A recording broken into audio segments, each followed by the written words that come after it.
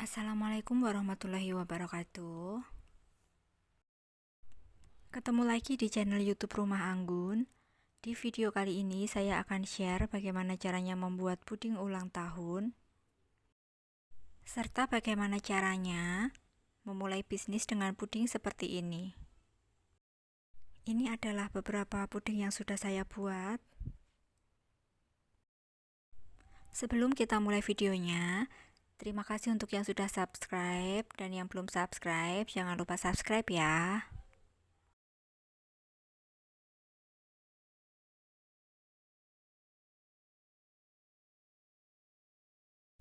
Bahan yang dibutuhkan adalah 700 ml susu full cream, perasa vanila, kemudian 1 bungkus agar-agar bubuk,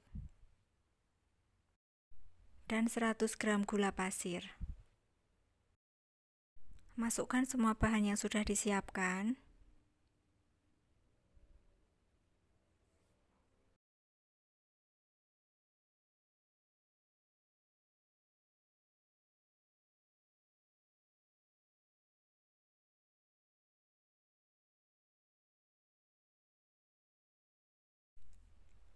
Kemudian masak puding sambil diaduk-aduk.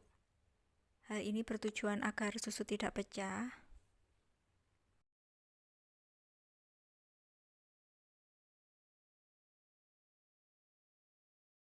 Kemudian setelah mendidih, matikan apinya dan terus diaduk-aduk sampai buihnya menghilang. Selanjutnya bisa dituang ke dalam loyang. Untuk loyang 18 cm itu membutuhkan 2 bungkus puding. Ini saya hanya menggunakan 1 bungkus puding, maka dari itu pudingnya tidak penuh.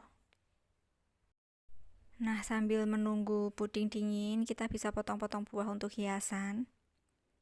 Untuk memulai bisnis puding seperti ini, itu tidak harus dengan modal banyak.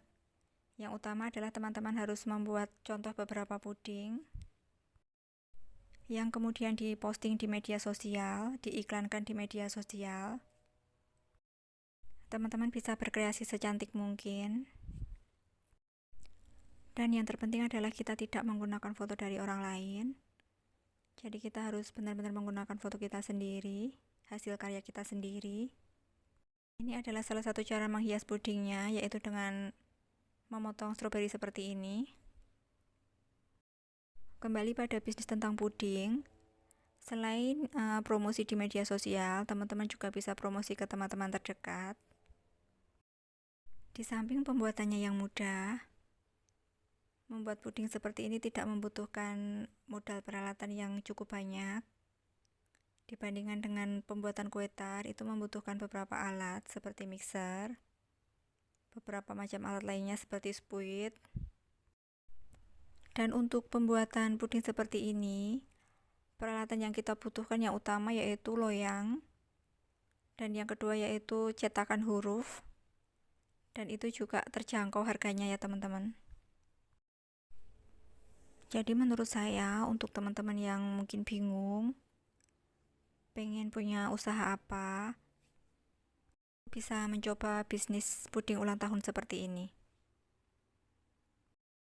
Untuk buahnya itu menyesuaikan, lebih banyak warna itu lebih bagus, seperti kelengkeng. Buah kelengkeng kaleng itu juga warnanya lebih berwarna. Nah, ini saya juga menggunakan buah yang ada di kulkas seadanya, jadi cuma ada 4 macam buah. Setelah puding dingin, kita bisa lanjutkan untuk menghias pudingnya. Oh ya teman-teman, untuk pembuatan puding ulang tahun itu sebisa mungkin jangan disimpan di kulkas. Maksud saya, sebelum dikirim ke customer itu jangan disimpan ke kulkas terlebih dahulu. Karena apabila kita simpan di dalam kulkas, itu pudingnya akan berair. Jadi sebisa mungkin kita buat pudingnya fresh ya teman-teman. Jadi untuk pesanan hari ini jangan dibuatnya kemarin lalu disimpan ke dalam kulkas seperti itu, sebaiknya jangan. Kecuali untuk puding yang diletakkan di wadah aluminium foil seperti ini. Nanti akan saya berikan contohnya. Nah, contohnya seperti ini ya teman-teman. Ini bisa dibuat 1 hari sebelumnya, lalu bisa disimpan di dalam kulkas. Dan sebisa mungkin untuk hiasan buahnya itu dibuat di hari yang sama. Itu untuk menjaga kesegarannya. Nah, di bagian ini kita harus berkreasi. Kita harus bisa memilih buah warna apa saja yang sesuai.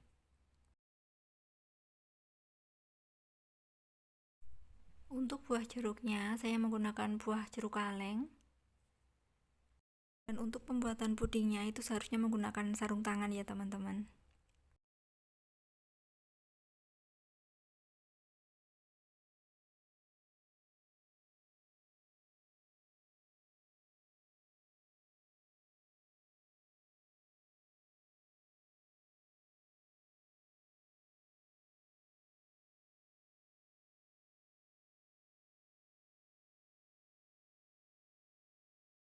Ini buah anggurnya tidak terpakai karena ternyata tidak muat.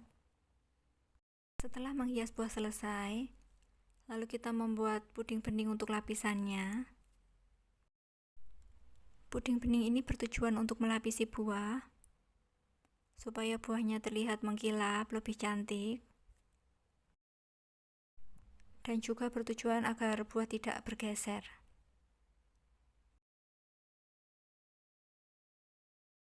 Untuk membuat puding bening, takarannya adalah 1 sendok teh bubuk agar-agar, 2 sendok teh gula pasir,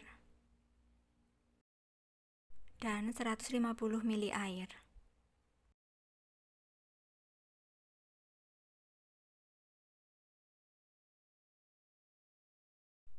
Aduk-aduk sampai tercampur rata, kemudian nyalakan api dan lanjutkan memasak sampai mendidih. Diamkan beberapa saat sampai panasnya berkurang, kurang lebih 5-7 menit.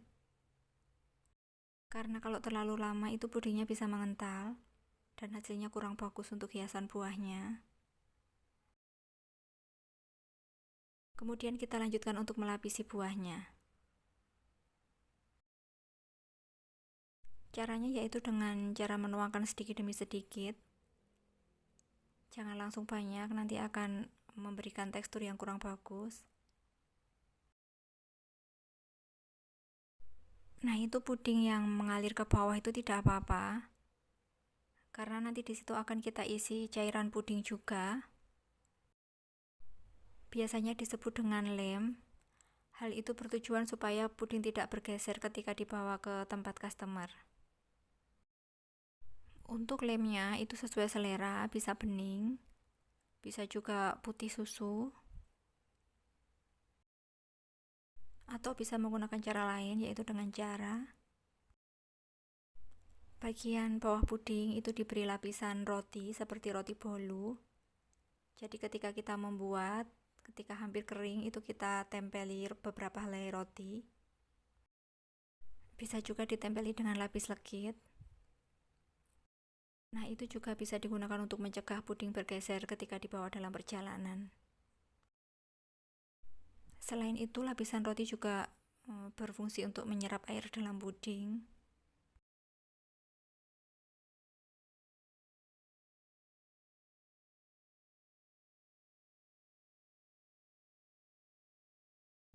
Nah, ini sisa puding beningnya saya tuangkan di bawah seperti ini. Seperti yang saya sampaikan tadi, yaitu sebagai lem. Ini seharusnya penuh ya teman-teman, penuh sampai sisi pinggir wadahnya itu.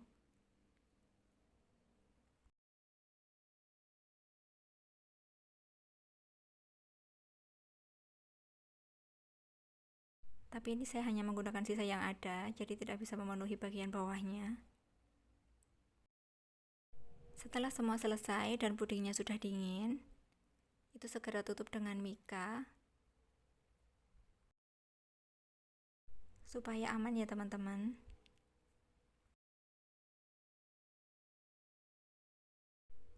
Sekian video dari saya. Semoga bisa memberikan manfaat.